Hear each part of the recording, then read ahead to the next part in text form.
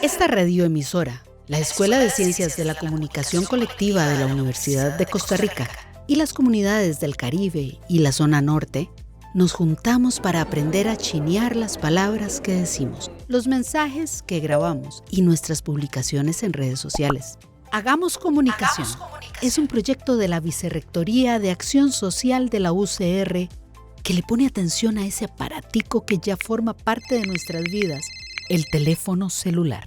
Hacer un buen currículum vitae o una hoja de vida para encontrar trabajo genera emoción, optimismo y quizás alegría. Pagar impuestos, quizás todo lo contrario. Ambas habilidades de todo profesional del siglo XXI las aprendemos hoy gracias a mis estudiantes del curso de práctica profesional de la Escuela de Ciencias de la Comunicación Colectiva. Hagamos Comunicación. Soy Alejandro Vargas Johansson y desde hace 5 años, casi cada semestre, he dado este curso de práctica profesional. Para los estudiantes de este curso es como romper el huevo, es meterse en el mundo real de la industria de la comunicación, sean medios, organizaciones o instituciones. Deben cumplir 320 horas en un lugar afín a su carrera, sin recibir salario, pero cumpliendo y respondiendo a las solicitudes de quienes los supervisan. Además de esa experiencia, que es para muchos la experiencia durante sus 4 años de formación, invitamos gente especialista que nos enseña habilidades clave que la U no siempre las incluye en los planes de estudio. Aprender a olfatear, aprender a cuestionar lo que recibimos en nuestros celulares es tarea diaria de toda comunidad del país. En tiempos de redes sociales y de San Google, quizás pensemos que hacer un currículum exitoso se haga con solo meterse en Internet. Pero cuidado, la cosa no es tan sencilla. El currículo es una de las herramientas importantes para lograr un puesto. Hay que dejar plasmadas las habilidades que el empleador busca para cada vacante. Claro, debemos incluirlas con base en datos y evidencias. No se trata de usar el inflador, ni mucho menos de ponerle todo al papel. Y recordar aquella idea, porque el papel todo lo aguanta. Daniel Villalobos, estudiante de Comunicación Social, hace su práctica profesional en una fundación. Para él, la forma de contar el cuento es importante. Hola, bueno, yo soy Daniel Villalobos. En este audio voy a comentar un poquito sobre las principales enseñanzas que me dejó la charla que tuvimos con Karina Víquez, que ella, vino a la clase y nos ayudó mucho pues a construir nuestros currículums vitae. También nos ayudó a pulirlos si ya los teníamos y pues en general nos dio muy buenas recomendaciones a la hora de crear nuestros currículums. La primera cosa que me pareció muy interesante, que ella lo recalcó bastante, fue que poner fotografías en los currículums es una práctica que ya ha quedado en desuso y con justa razón, porque nuestra empleabilidad no debería depender de nuestra apariencia física. También me gustó mucho cómo ella recomienda utilizar el storytelling en la construcción de todo el currículum, pues porque lo hace más atractivo y más entretenido y además demuestra quiénes somos sin decir, ¿verdad?, que somos buenas personas contando historias.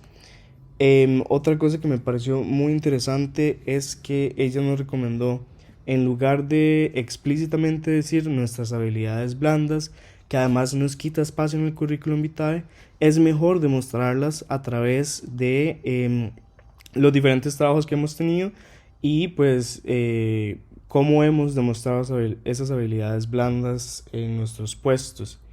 Por último, también importante es que si uno tiene poca experiencia, es mejor mantener el currículum a menos de una página. Y entonces pues hay que incluir lo más importante y lo más relevante de nosotros, siempre, ¿verdad?, adecuándolo al puesto que estamos aplicando. Fabricio Rosales se lanzó a los medios deportivos en tele y en web. Este estudiante avanzado de periodismo aprendió que el CV o currículum vitae debe ser todo menos algo extenso y tortuoso. También es importante, ella mencionaba, no tener dibujos, logos, gráficos, tiene que ser un documento sobrio. También no dividirlo en 2 secciones el currículum, es decir, que una página tenga 2 secciones, sino hacerlo todo de corrido. Eso es muy importante. También incluir palabras claves.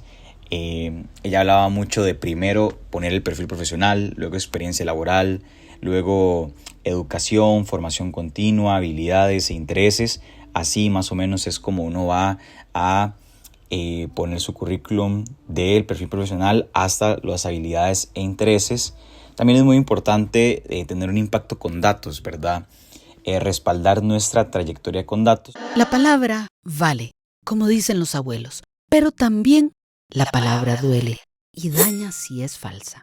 Otra estudiante de periodismo amante del deporte es Jimena Garro, quien hace su práctica profesional en uno de los clubes de fútbol con más afición en Costa Rica. Para Jime, el CV es un gancho. Lo primero es que ya no se usa foto ni referencias laborales. El CV puede tener una extensión de máximo 2 páginas, pero es de una sola página si se tiene menos de 5 años de experiencia laboral. Para los perfiles que son más creativos, como arquitectura, una carrera artística, o incluso Karina nos enseñó el perfil de un veterinario, se puede adjuntar un portafolio profesional como complemento al CV. Es muy importante saber que ahora se recomienda tener un CV base y crear copias con ajustes de acuerdo a cada vacante a la que apliquemos. No es para nada recomendable enviar el mismo CV a todo.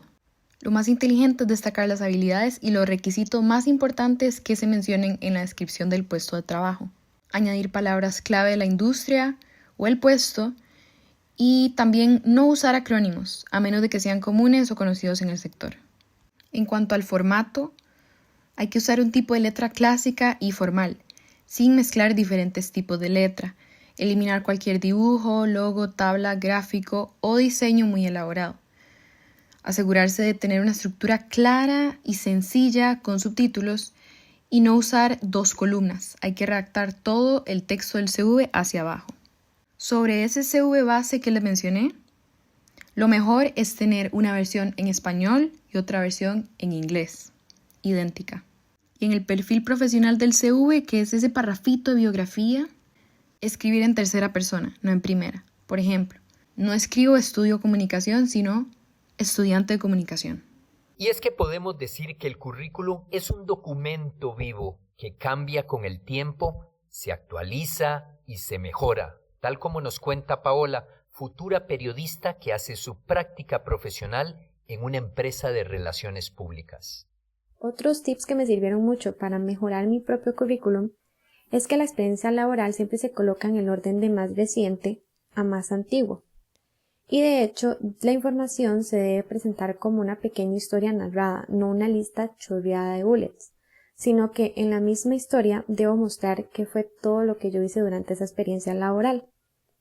También un punto muy importante es que al principio el currículum debe traer una pequeña descripción personal, y esta trata sobre mi profesión, en qué área me desarrollo laboralmente, a qué me dedico, y también se puede incluir los años de experiencia o algún logro específico en el mercado. Pero es importante entender que no hay que colocar cualidades, porque las cualidades se sobreentienden cuando yo coloco cuál fue mi experiencia laboral. También es muy importante diferenciar en cómo se titula el perfil. Si es un estudiante, pues es un perfil junior, pero si es un profesional con varios años en el mercado, puede ser un perfil regular o un perfil senior. Por último, quiero aconsejarles que siempre revisen 2 veces al año su currículum, ya que siempre hay que corregir o agregar alguna información. Hagamos comunicación. Y usted se preguntará, ¿para qué todos estos esfuerzos al momento de hacer mi currículum? Bueno, David Loaiza nos explica que existen filtros que utilizan algunas empresas transnacionales y que es muy importante brincárselos para pasar de la primera a la segunda selección. En mi caso, pocas veces había, requerido de un uso de un currículum profesional hasta, ahorita la práctica profesional.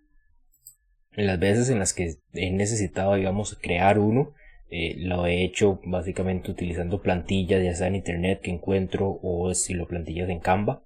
Entonces, digamos, la práctica me ayudó bastante para conocer, digamos, consejos y tips que realmente funcionan ya en el mundo real o en el mundo laboral, de cómo se confecciona un currículum, ya sea para sistemas como de ATS, que en el estado en el que estaba mi currículum, por un tema de incluir una foto, de hacerlo a 2 columnas, me percaté que con estos tipos de sistemas hubiera sido desechado, digamos, en la primera ola de revisión de los currículums. Entonces la charla como tal me sirvió mucho para pulir el currículum que actualmente tengo y organizarlo también de una mejor forma, incluyendo, digamos, un poco más de detalles con respecto a los trabajos o pasantías que he realizado. ¿Qué consejos se nos escapan? Natalia Vargas, quien hizo su práctica en una sección de investigación en un periódico nacional, nos resume el aprendizaje sobre cómo hacer un currículum exitoso. Creo que construir por primera vez un currículum es una tarea sumamente complicada, sobre todo porque no es algo que se suele aprender en las aulas y hay aún mucho debate que incluso se lleva a redes sociales que gira en torno a dudas como pongo o no pongo mi foto, pongo el colegio en el que estuve, qué tanto me echo flores, como dicen popularmente. Y la realidad es que he visto de todo cuando se trata de hablar sobre currículums. Y bueno, aunque nada está escrito en piedra, Karina Víquez, que es asesora profesional en diseño de CVs, LinkedIn, entrevistas, entre otros, fue invitada durante una de las clases de práctica profesional para periodismo de la Escuela de Ciencias de la Comunicación Colectiva y dio algunos consejos que sin duda se deben tomar en cuenta cada vez que tenemos que construir o modificar nuestro currículum, pero sobre todo son consejos que vale la pena compartir. El currículum tiene que ser corto, no más de 2 páginas. La realidad es que no hay que complicarse. El diseño tiene que ser muy simple, pocos diseños, pocos gráficos, que más bien no vaya a complicar que la persona entienda la información, que al final es lo más importante. En vez de escribir un chorro de texto, es mejor que usted agregue hipervínculos que le lleven a un portafolio o a un perfil más detallado si eso es necesario. Y bueno, por otro lado, es correcto, fin del debate, la foto no debe ir en el currículum, o al menos eso es lo que se recomienda a menos de que usted busque un trabajo que lo requiera. No ponga el colegio a donde usted asistió, tampoco la dirección de su casa, su estado civil, entre otra información estrictamente personal.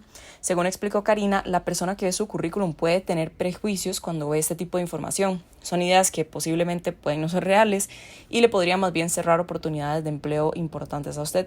La idea es que lo valoren por sus capacidades sin que interfieran otros aspectos. Y ahora sí, échese flores, no pasa nada, pero tiene que poner evidencia que respalde las habilidades y todo el recorrido del que usted va a hablar. Las fuentes fiables ayudan a producir mensajes de calidad, lejos de los contenidos falsos que circulan a diario en las redes sociales. Bueno, y luego de oír a mis estudiantes del curso de práctica profesional de la Escuela de Ciencias de la Comunicación Colectiva, damos voz ahora sí a nuestra invitada, Karina Víquez, quien fue la que en realidad motivó a mis estudiantes para que se pulieran al momento de hacer un currículum vitae. Hola, soy Karina Víquez y soy consultora laboral. Esto quiere decir que asesoro a profesionales en sus carreras a través del diseño de currículums, cómo maximizar el uso de LinkedIn, cómo prepararse para entrevistas laborales y hasta cómo descubrir su propósito profesional. Hoy les quiero conversar un poquito sobre por qué es buena idea tener un currículum de impacto. Primero, no deberían considerarlo como un documento aburrido que solo se consulta cuando nos despiden o cuando alguien nos dice, mira, hay una super oportunidad, pásame el CV, sino que es un documento vivo que tenemos que tener ahí cerca, de estarlo renovando, actualizando y también porque los procesos de reclutamiento han cambiado. Entonces, considerando estas tendencias, es súper importante que nuestro formato de currículum esté acorde a lo que las empresas están buscando, porque si no, en un primer filtro ya nos dejan por fuera. Así que lo más relevante ahorita es poder hacer un documento que sea sencillo, que contenga las palabras clave del sector, de la industria en la que yo me desempeño y que sea un documento que se defienda por sí solo. Que yo no tenga que aclarar algo o pecar de escribir muy poquito o demasiado. Tiene que ser de no más de 2 páginas y pues ir dividido por subsecciones. porque así logramos que para el ojo humano sea mucho más sencillo comprenderlo, que también tenga viñetas, que sea atractivo de leer.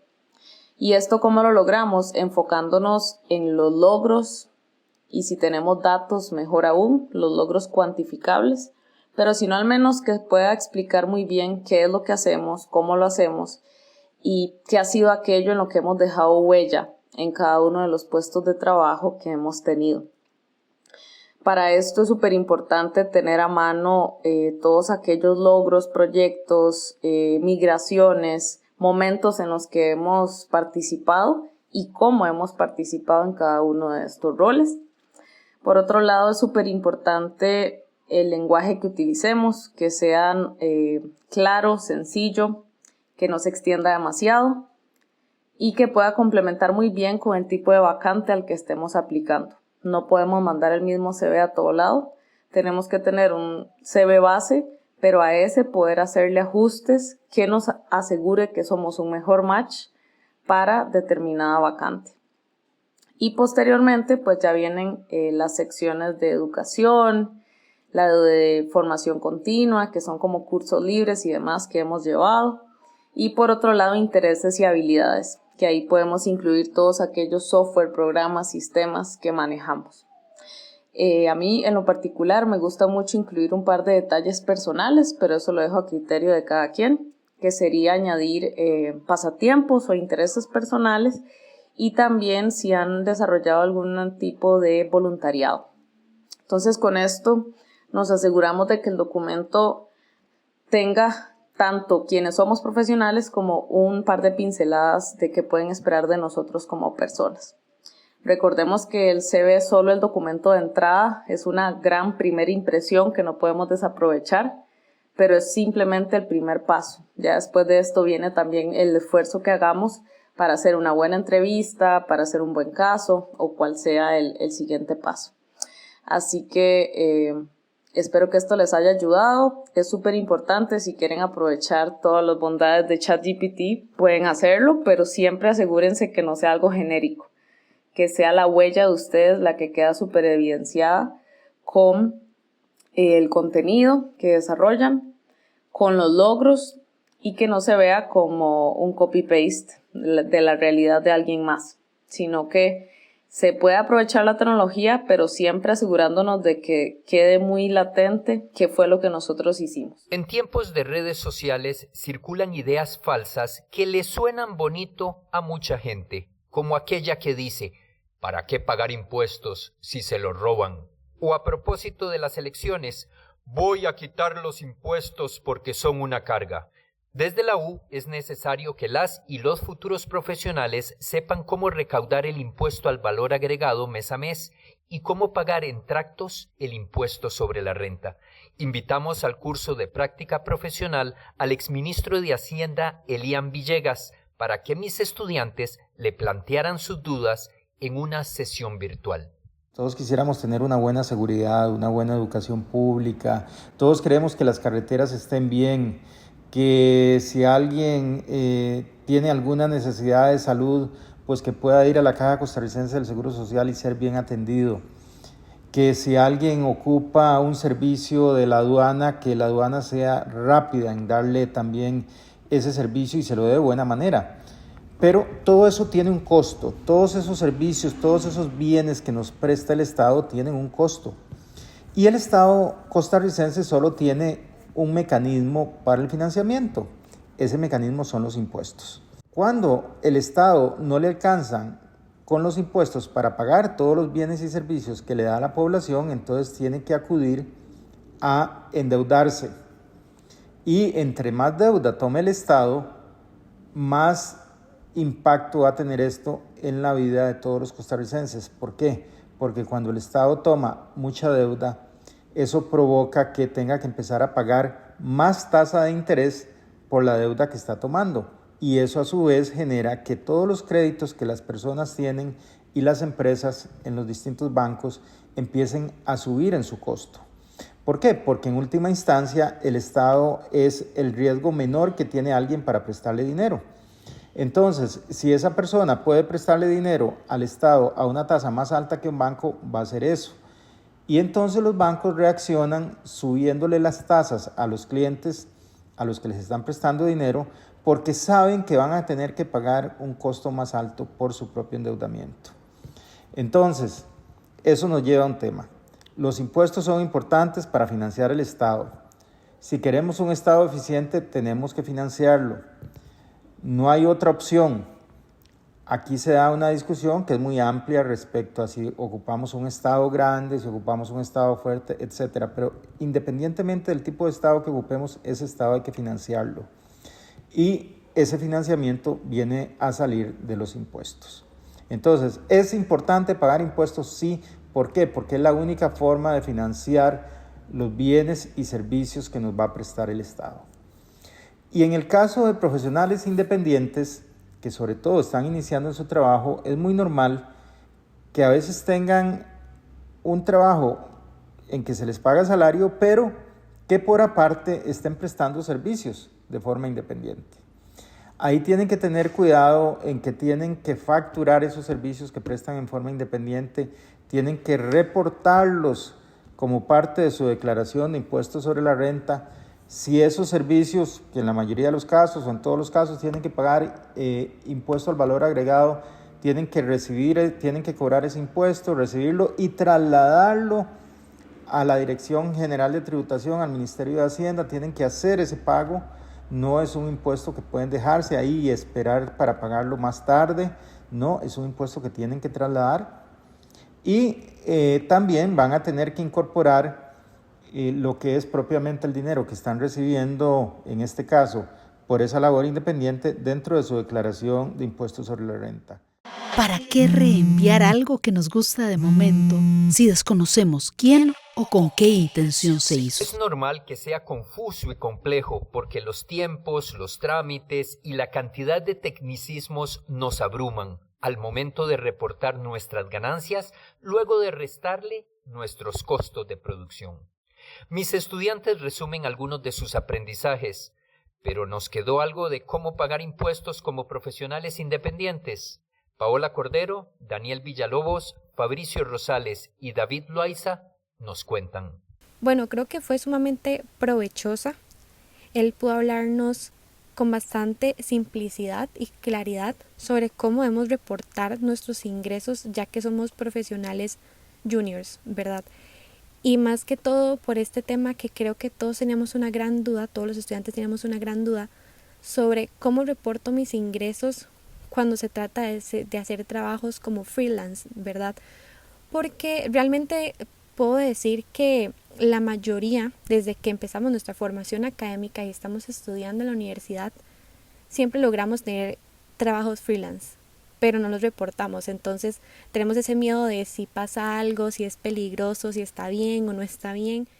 Por más atractivo que suene este régimen, existen una serie de consideraciones económicas y burocráticas a considerar para tomar la decisión sobre si es el régimen ideal para quienes estamos en esta etapa de nuestras vidas. Para empezar, a la hora de comenzar a facturar de esta forma, es importantísimo recordar todas nuestras responsabilidades y deberes asociados, como por ejemplo estar inscrito en Hacienda, emitir facturas electrónicas, cobrar el IVA según los servicios, realizar la declaración de impuestos, el reporte de ingresos y realizar los pagos correspondientes con Hacienda. A pesar de agregar también trámites y burocracia al proceso, hay que entenderlo desde un punto de vista hacendario, y es que la puesta en marcha de la factura electrónica ha transparenciado nuestras finanzas públicas y ha mejorado la recaudación de impuestos. Algunos puntos importantes para finalizar. A pesar de que apenas estamos empezando, el Ministerio de Hacienda puede auditarnos y se nos puede multar, por lo que mejor siempre es estar al día con todas nuestras declaraciones y con nuestros deberes. También hay distintas opciones de factura electrónica, incluyendo hacerlas de manera propia a través del sistema de Hacienda o contratar servicios, por lo que lo mejor es buscar el que mejor sirva y aprender a usarlo. Es mejor detenerse y pensarlo 2 veces antes que compartir algo cuyo origen desconocemos. Es importante tomar en cuenta que nosotros los ingresos siempre debemos reportarlos. En temas de impuestos, aunque no haya que pagar, siempre debemos hacer el reporte de lo que nosotros estemos recibiendo como ganancia. Algo muy importante que mencionaba el señor Villegas en su conferencia, en su charla, es que si ganamos menos de 360,000 colones no tenemos que pagar impuestos sobre ese monto. Esto es muy importante porque muchas de las veces nosotros por mes, las personas jóvenes que estudiamos y demás, hacemos trabajos y son de muy corto dinero y muchas veces nos preguntamos, ¿para qué voy a declarar ese dinero si después me lo van a quitar? Aquí es también muy importante resaltar algo que mencionaba el exministro de Hacienda, y es que debajo de los 4 millones de colones anuales tampoco se pagan impuestos.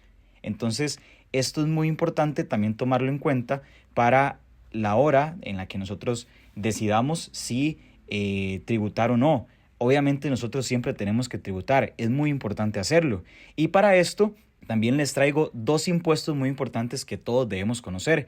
Es el impuesto del valor agregado, que es el famoso IVA, cuyo trámite se tiene que hacer mensual. Siempre debemos hacerlo también de manera mensual. Y también existe el impuesto de la renta, el que se paga anualmente, y el cierre de periodo ocurre normalmente en diciembre. Y aquí es donde nosotros, y yo les mencionaba también que debajo de los 4 millones de colones que reportamos anualmente no debemos pagar impuestos.